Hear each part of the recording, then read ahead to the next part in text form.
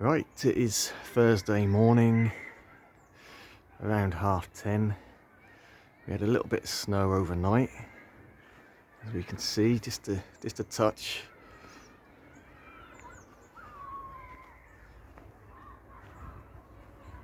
It has been sunny this morning up till now. We're getting some cloud coming over, and it is starting to very lightly snow again. But we thought we'd have a quick look around and see how the plants are reacting to the cold. So we've got the Arid bed here, which is covered up. So obviously no snow in there.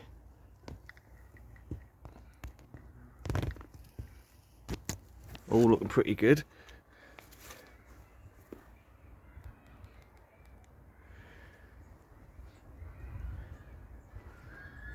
What I did notice when I walked around first thing this morning, there's the Waggy here. The leaves were totally tight shut.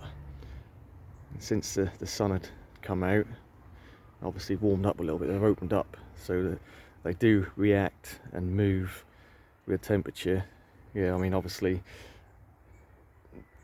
some sort of mechanism there to protect them from the cold and from dehydrating, as it were. But yeah, they've opened up a little bit now, but they're not fully open. So that was a little interesting observation. So a lot of these, the bigger palms are covered over, just fleeces and stuff. I've got some not covered. We've got the Boutia Airspather, which I've never really protected this. I did when it's very small, so I'll correct myself. Yeah, when it was this has been planted out from a very small strap leaf. And the first 2 winters I did just put an overhead cover on, but the last 3 winters we've not bothered, and that's proved to be really tough. So it's definitely one of the hardiest Boutias. So any regrowth we got on the bananas will now die with the cold. I don't know if you can see, there's a few little flakes coming down. So the Camarops volcano, that's, again, in my opinion, probably one of the hardiest Camarops. Whereas last year we had a lot of spear pulls on the standard Humulus, and even one of the Cerifera spear pull. This one was absolutely solid. So that's something I'll never worry about protecting. So yeah, I think the absolute depth of the snow, well, not really depth to it, it's probably about 5 mil at the worst. And as we can see, it's already started to melt. So from that down the bottom end, it's no surprise, because the sun comes from the south. So this end of the garden is quite often in shade until sort of midday afternoon in the winter. Whereas from the start, this end of the garden, as we can see where it's melted already, is getting the benefit from the early morning sun. So this is really my best sort of microclimate down this end, hence why the Phoenix canariensis has survived so well over the years. So as we can see, a lot of the plants underneath in this corner don't really have snow on them at all. Again, just picking out your microclimates and maybe getting your more tender plants in them areas.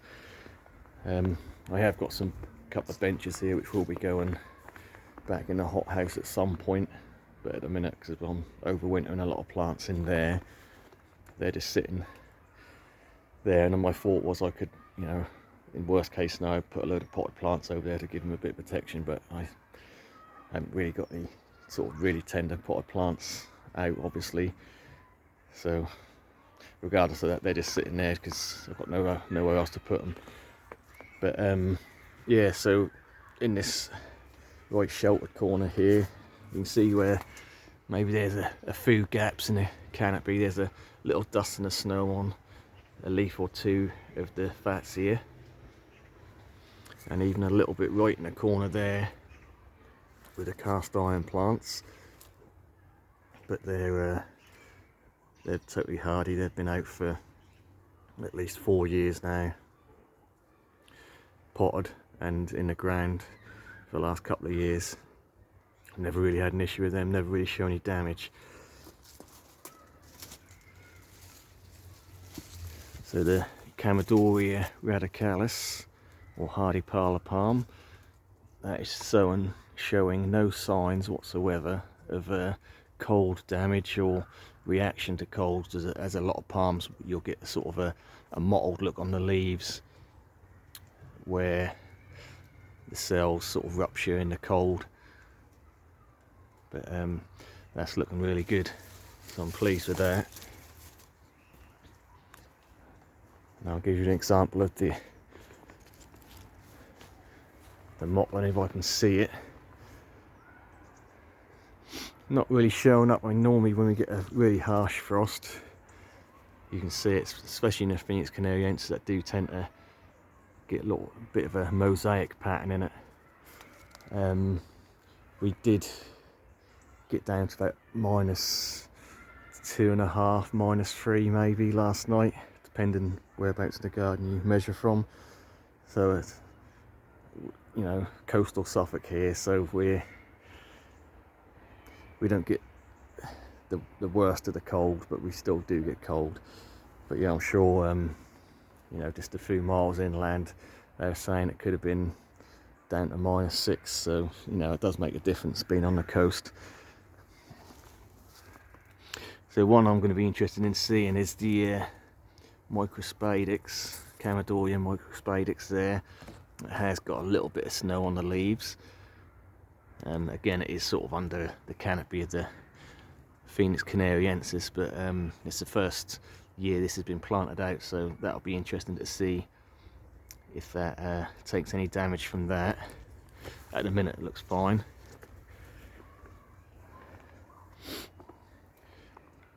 So it's currently just over 1 degree, so that's what, 0.7 degrees.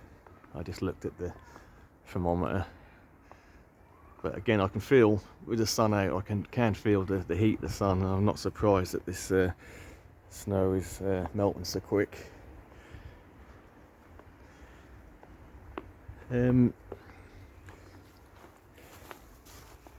So we've got the Chiffer Tanana. That's been looking unfazed all winter. Leaves are looking a little bit droopy now, not surprising, but that'll be fine. So yeah, I just thought I'd do a little quick walk around and see what's going on.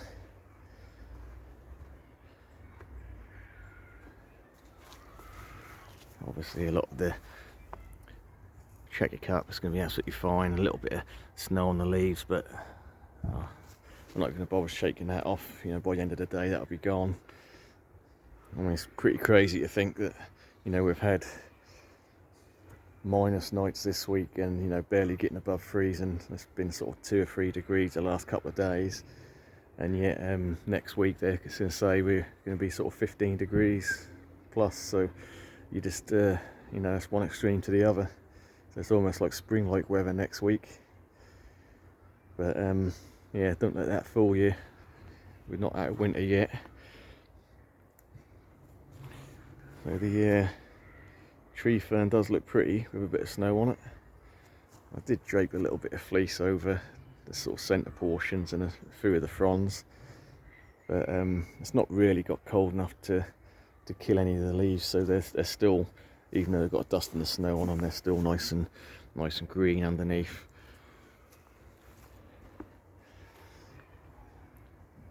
Right, so I think that'll do. We had a look at a couple of the plants.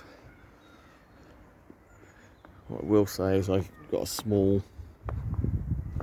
Washingtonia robusta here, and I didn't protect it late last year when we had the freezers. Was at November time, so it did take a little bit of leaf damage then. So I thought what I'll do is I've got a spare, just a plastic bag, and I'll chuck that over just for this cold patch. So you know, 4 or 5 days. Definitely don't want to be leaving plastic bags on palms for prolonged periods, but it's not actually all the way down to the ground, so there's a good 10-inch gap there, so there's some air movement with the wind, natural airflow, but yeah, just to stop the frost and snow collecting on the fronds on that, so hopefully that'll help a little bit. So yeah, so I'm not recommending using plastic, but for a short, quick fix, I've done it several times and never had any issues. Right, so we'll leave it there. Thanks for watching. We'll catch you on the next one.